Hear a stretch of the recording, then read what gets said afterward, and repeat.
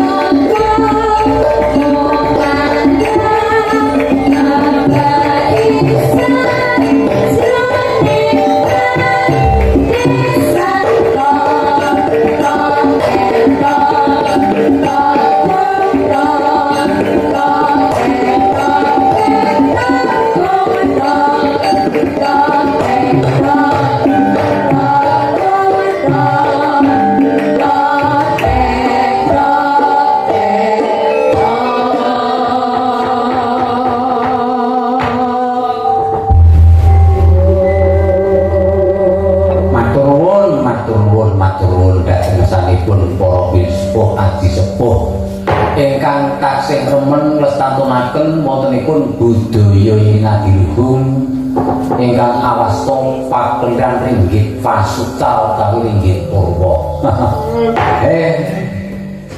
Aku tumeka bacik-bacike piyaba dadi anggere bareng jumenglung ki njut balungane kleru lumbung desa.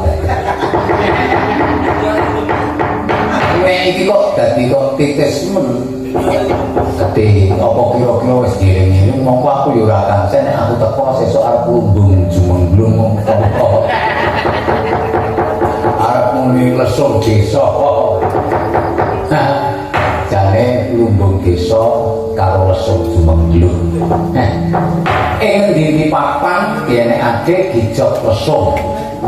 Wong gijok lesung kuwi gendine werna-werna aja dipemikne gijok lesung kok romansane ning kotekan ning ora ngerti gendine iki aja nganti.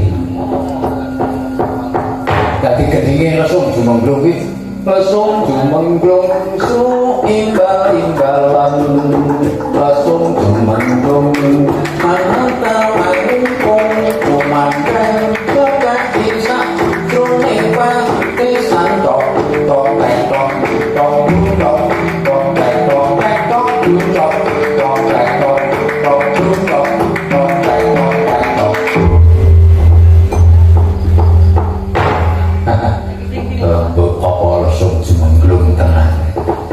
nek biyen kotekane werna-werna anggere gendinge nyeluman saka keduan ngono jane sing kotek nyeluman iki bangsane deme-deme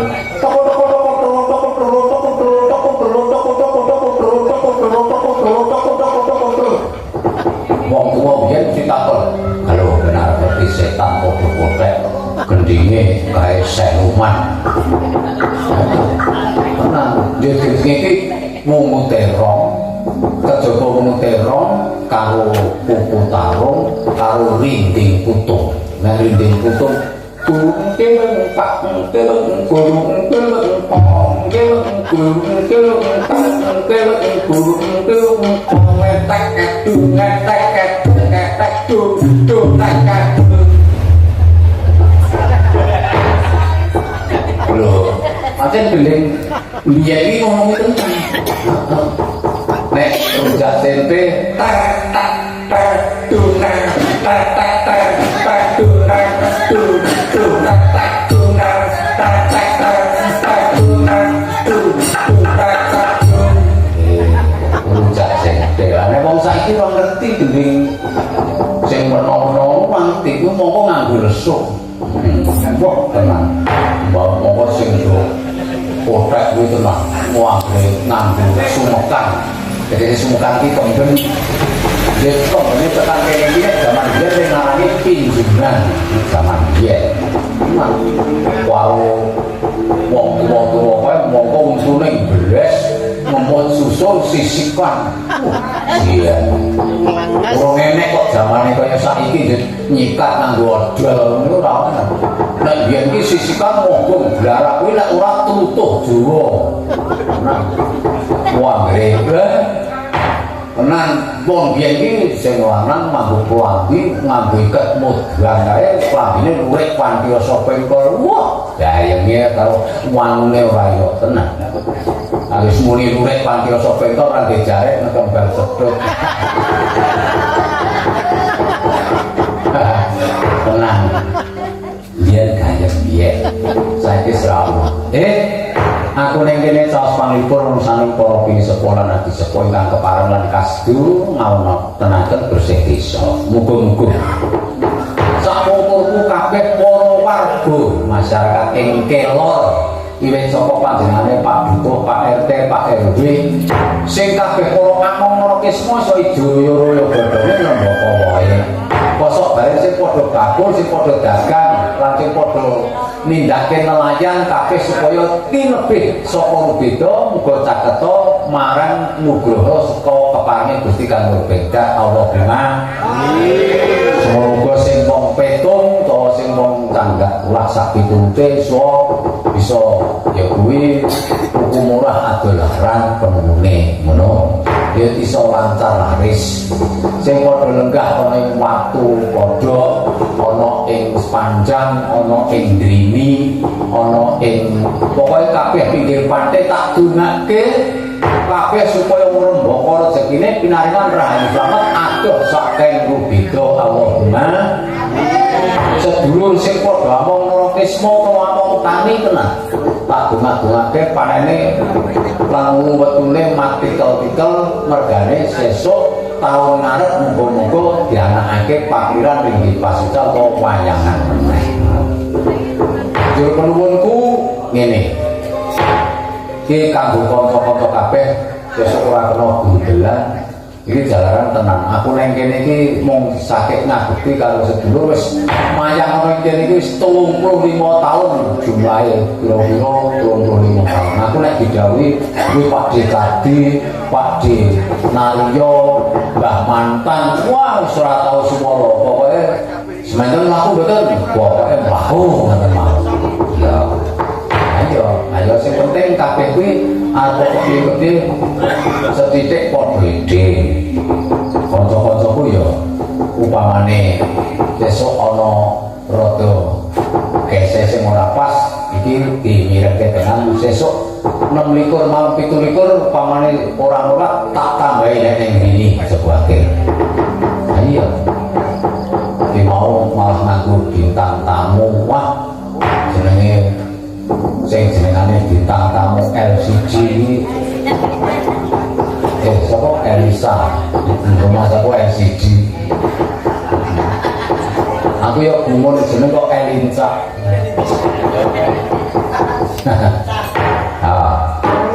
tak caos pangipun mau aku teko sujudipun dene ana barang dono monggo iki aku kudu ngundang Kang Gareng mau sore dibundur yoto dikersake ular kambang sing ngembang Ibu Prastiwi. Wah, iya. Dasare nek Ibu Prastiwi nikmat utawa tamat karo bangsane ular.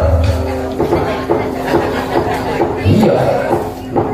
Lah jane kok ular kambang wong pepeke ular sing sok hijui wae tamat. Bapak ular kambang iramane siji mongko Kyai Sepuh isih kepareng tegah nuwun jane mau beli wis ditanggape Pak Kuat ning ketoke kok ya iso meso isih padha tugur utawa isih betah melek ya alhamdulillah to matur nuwun. Aku mau sore teko ditemoni karo Mbok Suti kok kelor kidul. Pripun Pak kabare? Nggih, pangestunipun wilujeng. Kabare jenengan bar sakit. Nggih, biasa. Wong pangan pilek niku pun berkenan. Nggih. Ajengipun kula dongane para sepuh wis mari nyatane.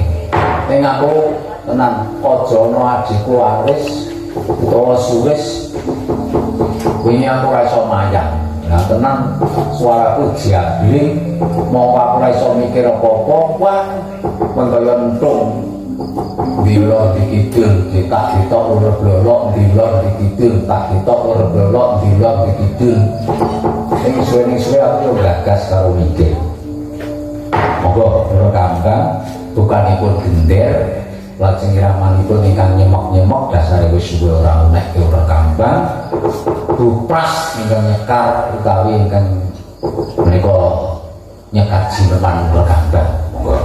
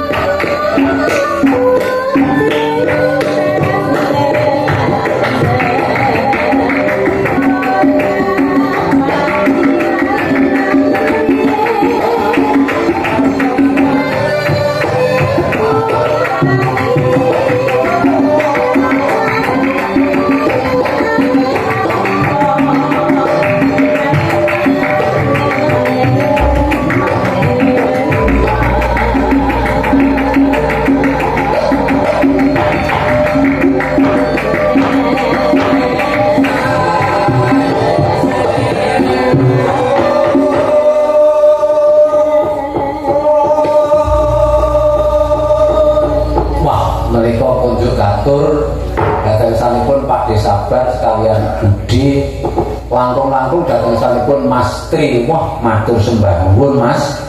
Menika ingkang kagungan menapa peralatan kados dene tenda lan sanes-sanesipun campur sari napa-napanipun. Wah, Mas Tri menika tenang. Pengusaha besar saking naminipun Galih Putra. Menika sampun kondang saindenging Nusantara Galih Putra menika. Dasare Pak Sabar putrane ya dadi piyayi kabeh, ana sing asta keamanan, ana sing asta kantor. Wah, pokoke tenang. Apa-apa sing marahi yo sebabe raga.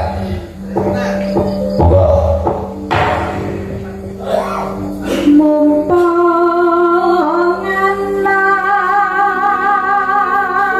Kayak ngopo nek kumpul menong iki.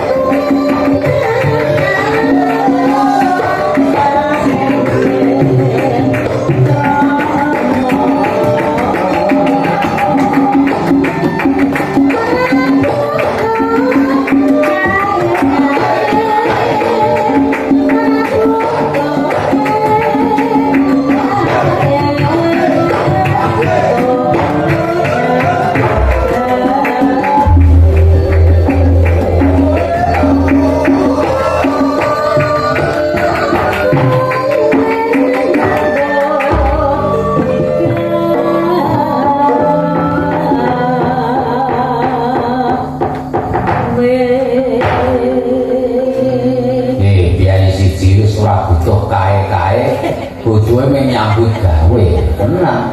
Nek kalau kae-kae itu ora butuh. Gua nek kalau kuwi jo. Ini sing sok marai komen kan krungu rekaman sing gendeng itu tenang. Wah, wis pentalitan bakal karuan iki. Kalau rekam iki tenang. Cengkoke genderane nganggo sing ngarani ana sing ngarani putut kuning, ana sing ngarani putut belut, ana sing ngarani wah beda-beda sing ngarani ya wis ora apa-apa. Nah. Mau wae nek nek nah nita nah nona nita nona nita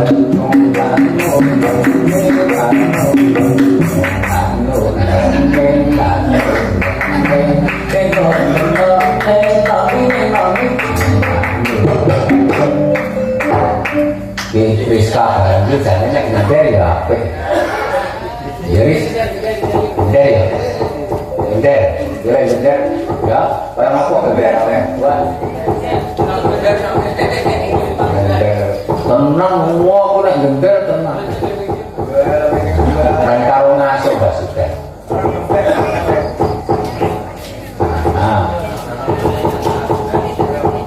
tapi nek zaman dia tenang genderan cah saiki iki wong wadon pinter genderan biyen kok kuncung kembang galak kembang gadung kecubung satira ya kumbang tenis ganderno guber besok opakir entuk putut entuk watir sing mangani nganti ngiler iki nek sing redutuk meneh kuwi jenenge guyutek mau ning urang guyu ning wong kon guyu ngene guyuten berhitek derek taben terdudu kasus meneh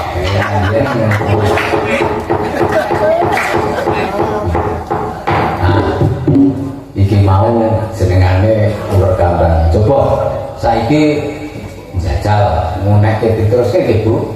Menika nyuwun gratik glinding Bu. Kajenge mirengke genderane anak wedok sejene oh saged. Oh, kandhek. Oke. Nggih, mboten napa-napa, kandhek.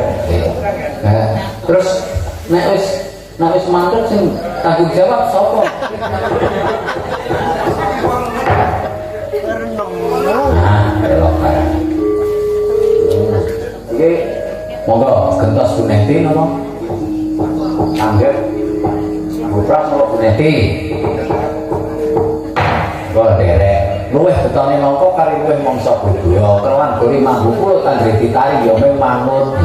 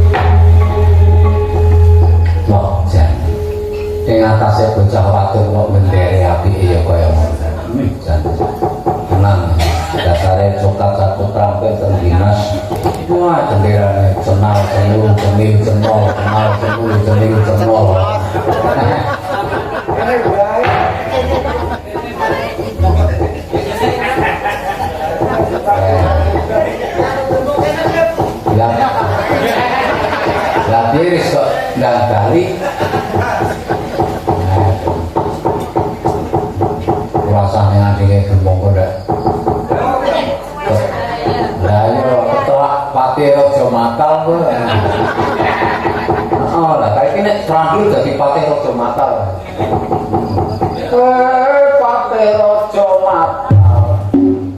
Sareng medal kalian gabah rata.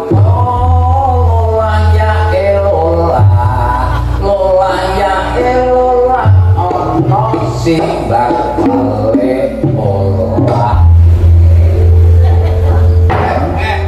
Aku ki serandul bareng ya iso. Ora percaya, mangkene aku iso ogah.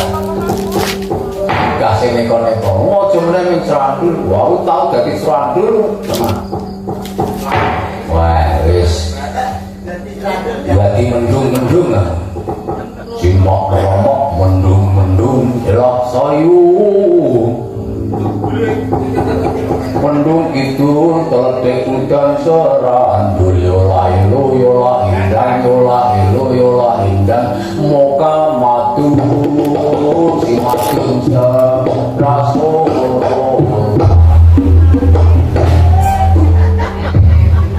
Serandul ini ngono kuwi. Besok pengen kirim nenek ke serandul, tak tawarai serandul tenan. Itu karo andul, nek serandul karo andul gitu. Nek andul ki tunggale angklek. Angklek apa andul? No. Angklek.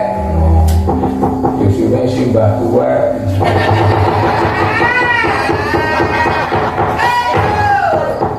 Bobolah keplek-keplek. Nah ya kuwi iki nek wong biyen ngono biyen iki larang seni kok Kang Gareng aku kepeksa nyuwun karo panjenengane Bu Pras napa Kang Gareng lha iki mau pokoke teruse uler kambang jenenge glatik dinding larase Slendro Paket Songo Jineman. Oh iya ora apa-apa ndang koris glatik dinding kok ndang wis main karo leren wis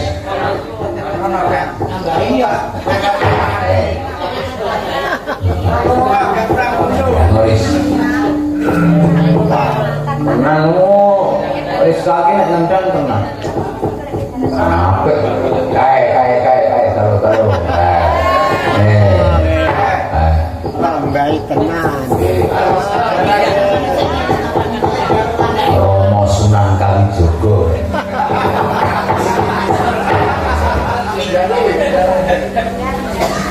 dan terus di Allah bisa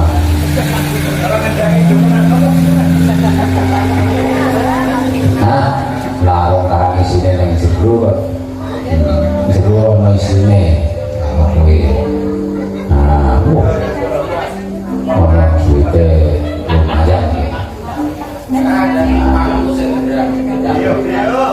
waduh mripatku ora setho iki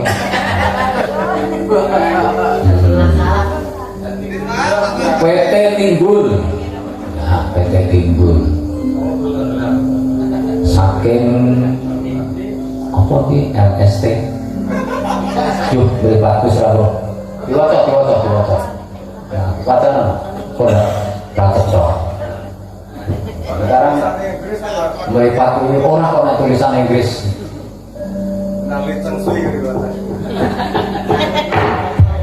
Packing list Ibu Ira Kamboja. Oh, Nampok PT Timbul.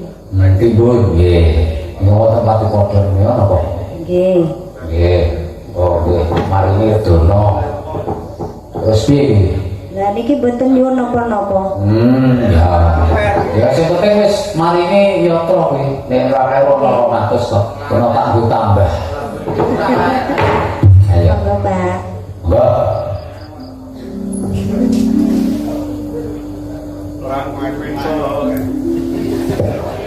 Dino pita kanggo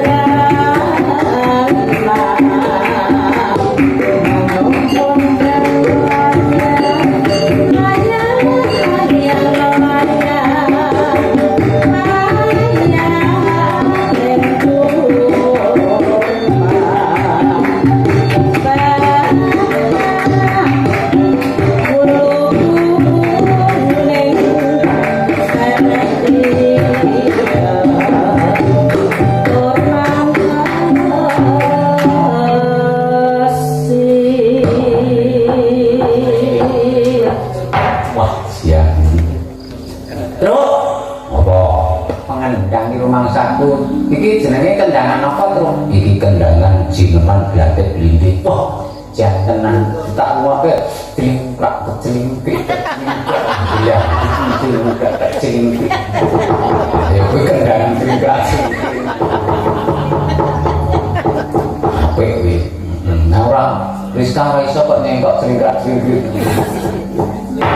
Kaya kendangane Kyai kampung. Ayo. Mano empret prit Akate cok manut jringkrik. pun suwiran likrek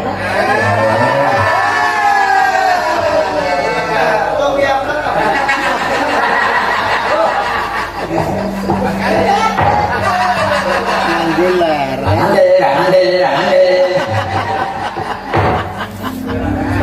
pateng cruwit-wit salurutan gani ngopati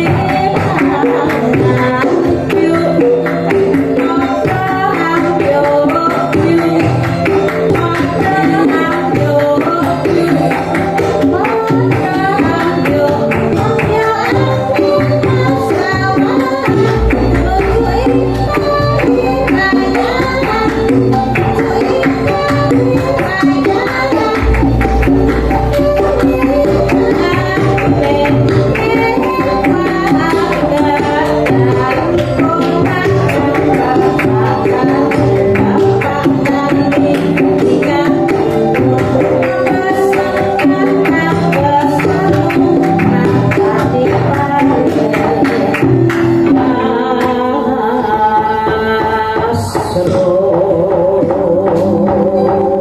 Waduh, jan nang kok ngendangi apa blatek dinding apik, gender ya apik. Wah, mongko nek sing akeh iki iso nendang ora iso gender.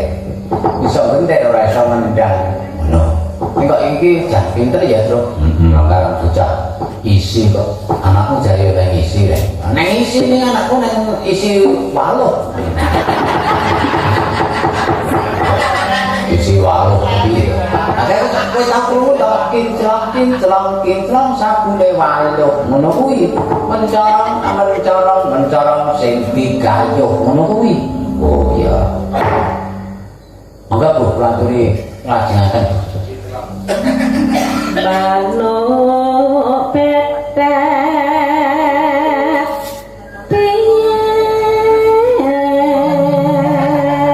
Manut betet bulu ijo nganggo kamarek. Kan abang kok nggon kene iki ketok abang ngono manut betet. Mulane manut betet bulu ijo nganggo kabarek.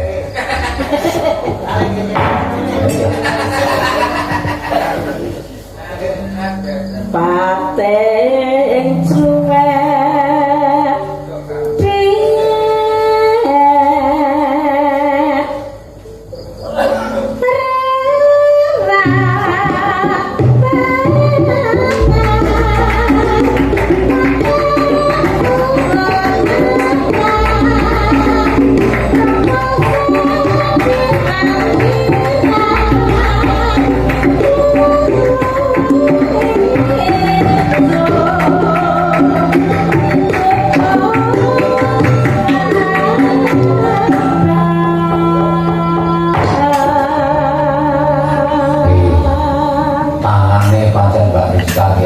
Sing apik iki kiwane ya, Tru.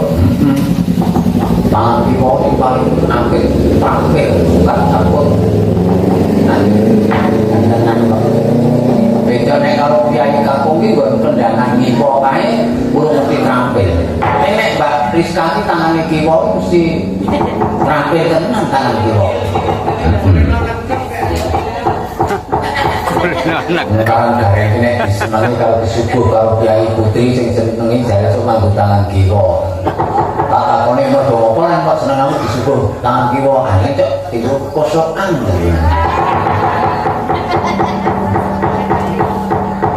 Moga Bu.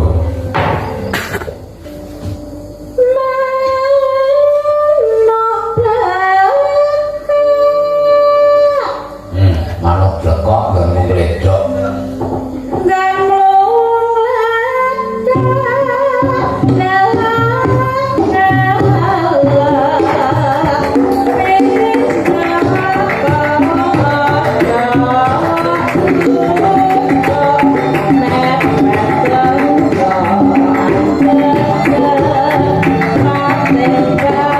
Wah,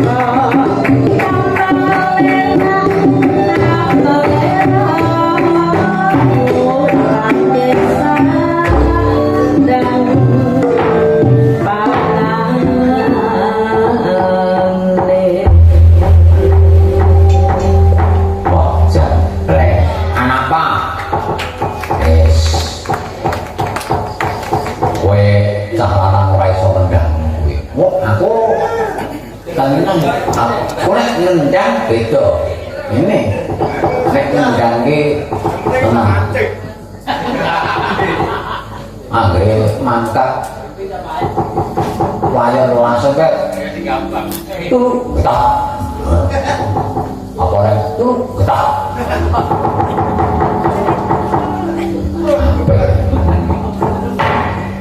kowe iso nendang lho kok piye ta aku nek ngendang wae tenang aku wis kulino ayo kowe ganti kembang beres tak suwun ke tendang kok saiki tembange tak suwun ke karo Mbak Wiwi.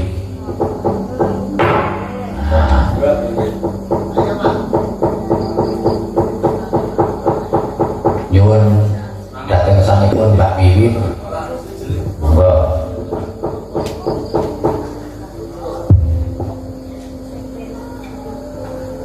Wong larase kecekel nyuwun dandang gula. Cakepane monggo. Hah? Oh, ampun. Wong aku ora ngopo-ngopo kok umpan ampun. Ya, sing ngembang tak suwunke suarane Mas Guru nah iki. Monggo. Nyuwun dandang gula majajih. Larasipun slendro padhet sama boten napa-napa.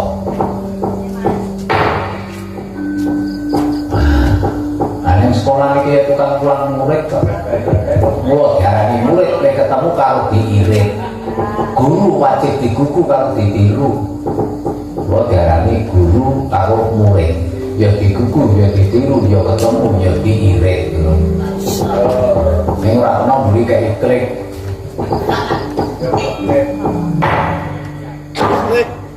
Wes mangkono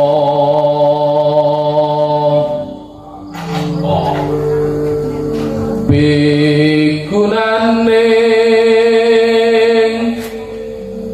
jalmi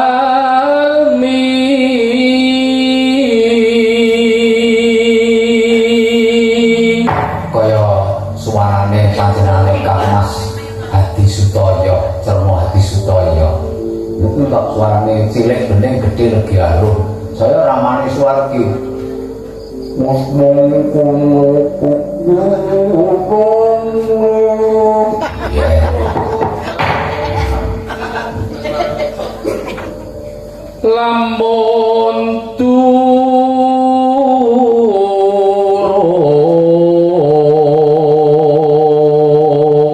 ngerti kurang lamun duduk kasinungan mulya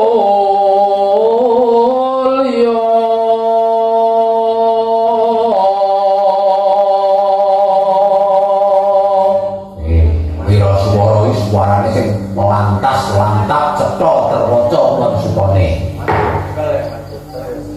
dasare ya bekel kraton menang suarane apik suarane dan belum majajih ya nyate sepole lur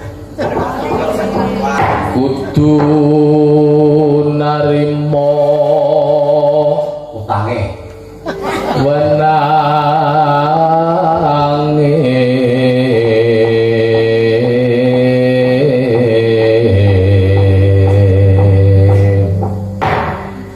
kudu narimo wenange ayo nganti ketungkul hayo kongsi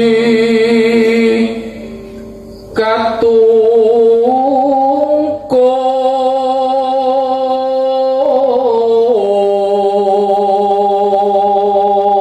hebat suarane kok pentul bule kelakone dipun parsudi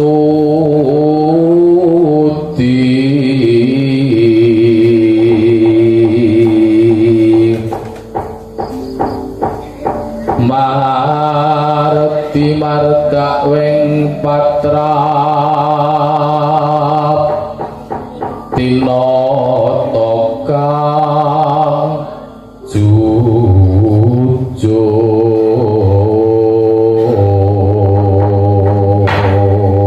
Kasane gamelane barang larase iki laras rada kepenak utawa rada numpuk ning ya rada medun sithik ya, Truk. Ana medun kok setengah wilah ning ya ora apa-apa. Iki kagungane Mbah Sakir saka Pemadang kene dadi Rejo Sari. Mbah Sakir gamelane apik, Mbah Sakir gamelane apik. Nah, sing ngetutke Mas Agung, wah iki ngetutke gamelan wangku bilangkon. Nah, bilangkone mongko jemput. Ya tenang, Mas Agung ini ora bilangkon jemput, ora gelem. Tenang dia isi kan nyandangan itu. Iya, iya. Mau wae lembian liwat ngarep vokal gitok.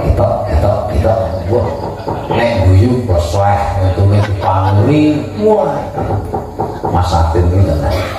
Daleme yo kanigoro. Ratu. jajan lereking jaman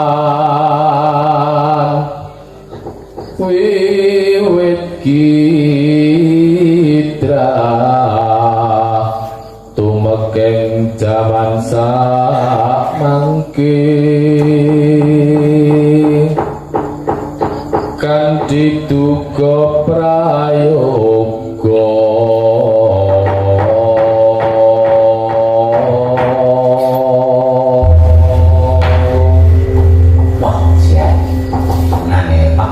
suarane cilik ning gedhe jarum. Nah, tenan.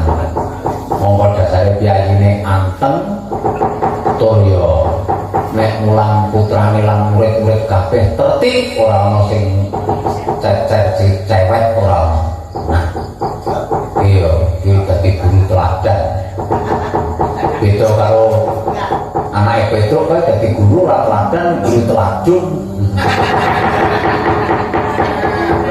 Telajung iki apa? Telajung iki mendel goblok. Oh. Ya. Piting klapa jamata ing ngarsa padya. Katune wong mati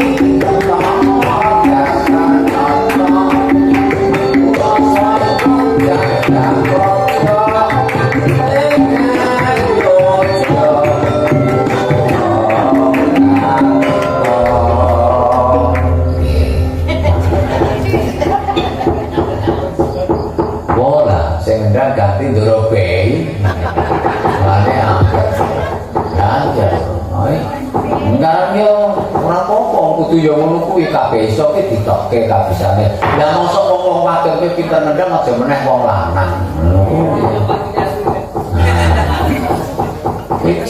lah wong sing nek iki cengkoke beda karo nek ora cengkok cembrak-cembrik iki ora iki nek iki cengkok bedet piting klapa jamata ing ngarsa padya akune wong mati kok datang apa wong sampun jaga kaya ning ayo yo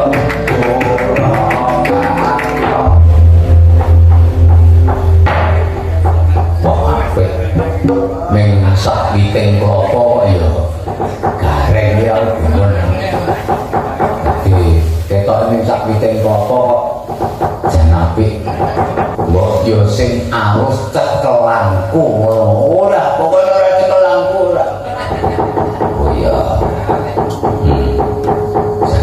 ngane ngandani Bagong iki angel Bagong iki iki kandhane kaya ngopo Siliwangi gandang suyang lelai ginawa mati. Dadi senengane ngarani cekelang ya cekelang.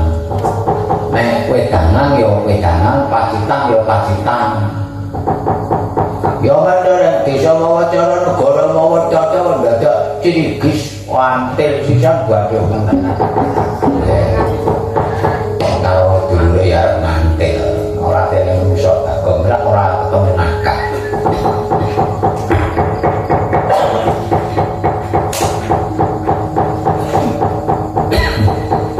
Waktu kulo mari ya, sok isih kumat. Ngarang kowe iki yo dipangan patok, aja gelem. Nek perlu patoke dipangan. Ora kok wong dipangan patok kalah karo patok. Patoke dipangan gentenan men kapok. Oh, tak pangan nang berwaduk ya tak pangan karo perjak-perjak. Perjak-perjak. Ayo lembah. Lembang ya beses kok bingung. Ora lembang wae. Arep piye-piye wis lembang sing roh halus pokok lho. Nek lembang halus ya iki kondange yo nek arep ngerti sirahku nggo nyang-nyang kene iki panggonan onang-onang. Sirahmu batuk kene iki mega mendung. Rambut buri gelupak glape. Sing buri penting dolan. Ayo cak. Lah nggon grono kuwi kok nggon ilung. Iki nggon ilung iki apa? Panggiano. Apa tenan. Lah nggon lambe majemuk. Apa? Majemuk. Bapak pokok ilung.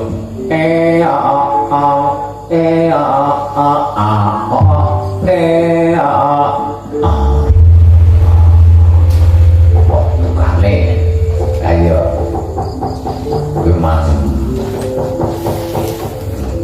yen tenan deh ibuku sing garwane Suwargi Mbah Timbul ya Suwargi Bu Parinah kan wis muni majemuk tenan seneng tenan yang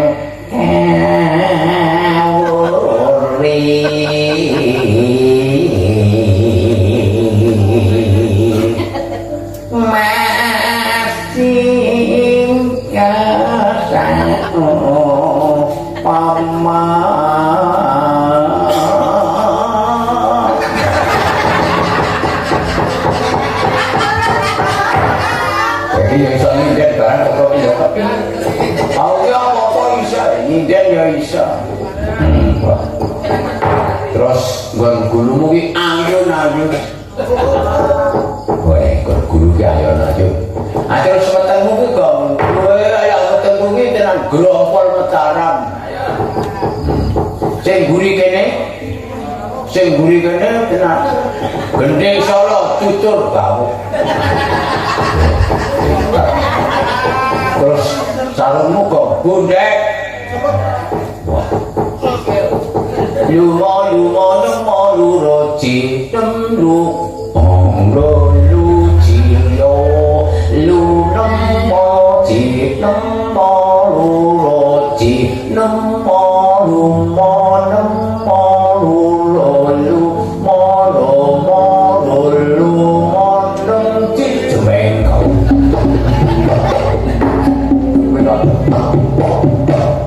Sing dhewe nang kok lho aku ki apa kok nabuh ki tenan. Lah iya nek maksude ki sing nyinden paijem terus digonge gong 6 gedhe ke delang ngono kuwi. Nek beda to sindene painem keturunan mau iki bar pati wah. Bareng turun jentil kae wah delang. Wah, bumi ngembaki kamar.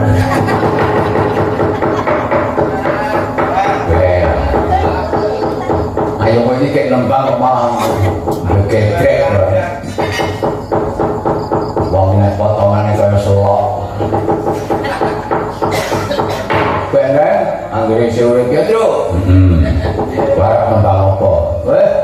Awak nembang pokoknya rumahno suara kurang amblek diajang. Wah, delok tenan. Sandiane atiku. Apa kuwi? Widodok bunder implek-implek neng pendopo joget mandek-mandek koyo rodo anggepe candrane koyo Raden Gatotkaca.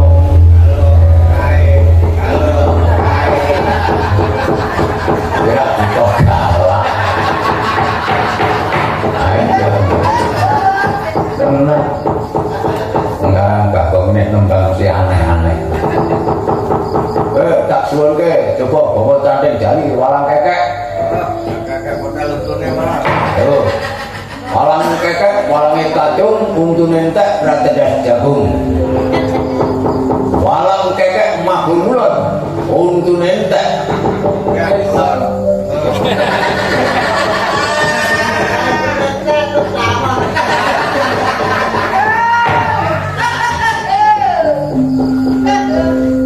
Coba sini bang. Ayo ganti-ganti. Mbak Wiwit, Mbak Warini, Mbak Warini. Surang-surang mana surang mau kue.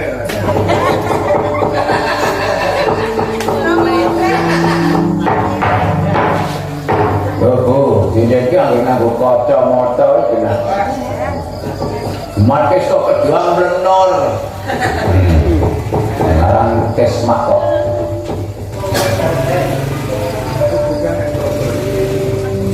Cantik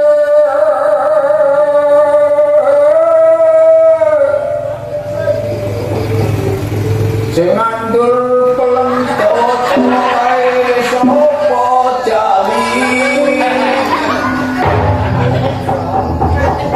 iki entek jenenge jare nek entek ki sing nganggo nganu kae abang dadi cutukke abang petik cutukke petik kuwi entek ning pernah papat kae oh kuwi cotek oh jare cotek ki anu tanggaku kae iki lecek. Oh. Ajane lecek iki sing bendina ana kae iki banglet sik. Wah, ya. Yo Bu yo. Dari titik.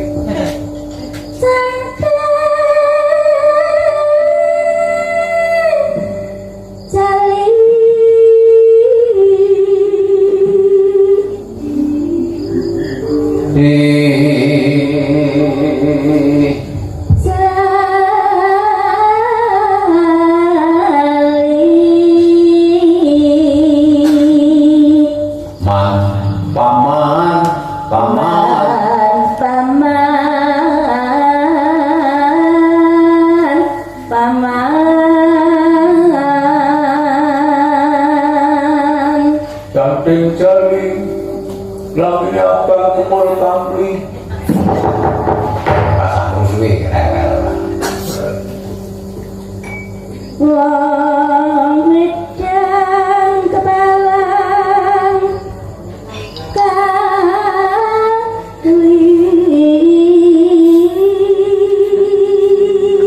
lidah itu bukan gede kena ayu rumpung stulen dan sentul tulan tulen tong sapi pindangan susu kita tanggal siji jiman tulo bukan nukis menungso kakak mesti ngeledor Potong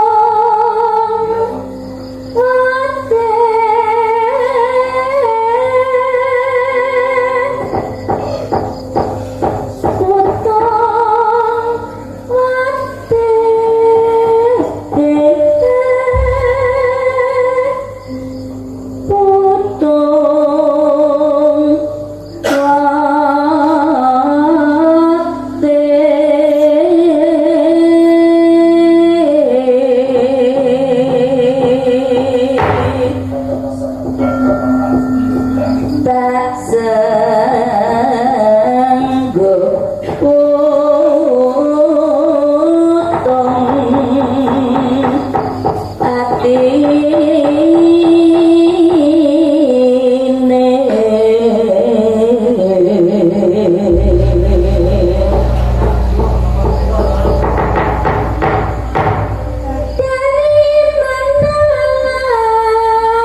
không bỏ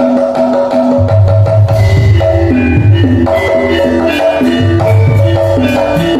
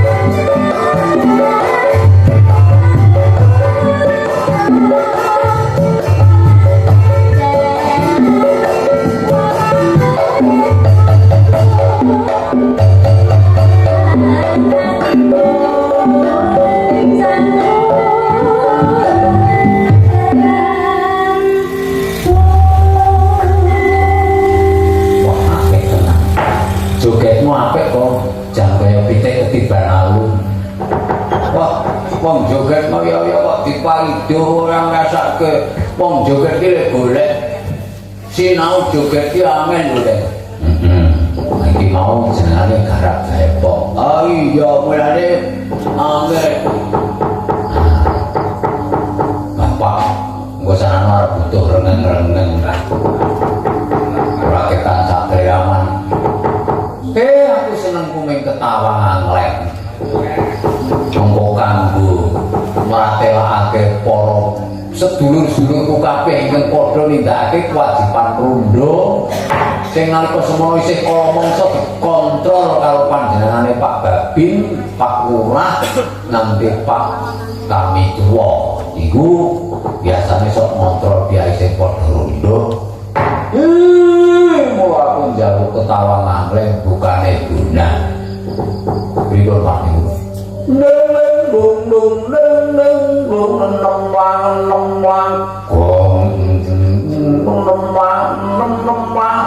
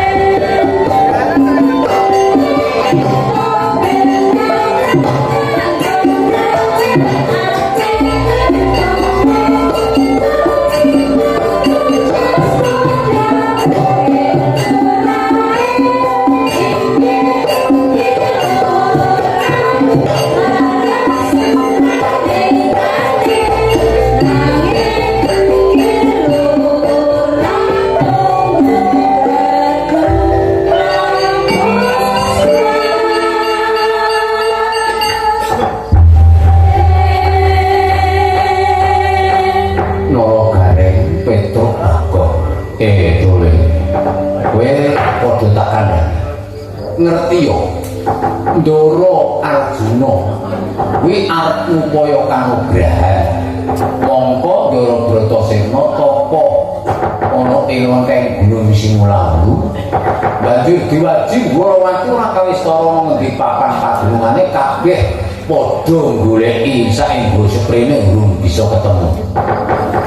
Nggih lajeng keparipun bapake aja enak-enak Galundara Janaka. Wis wiwit mau anggone rawuh ana ing karang kabulutan. Mula gareng ketok Bagong aja enak-enak karo bendaramu enggal dicaketi. Nggih Pak, kula nderek Bapak ngangge sangu gending napa? Nggih mau ngangge sangu gending napa kula nderek. Itu le. Ora petang sak triraman. Ayo. Ketoke kaya dene karong roning panggalih.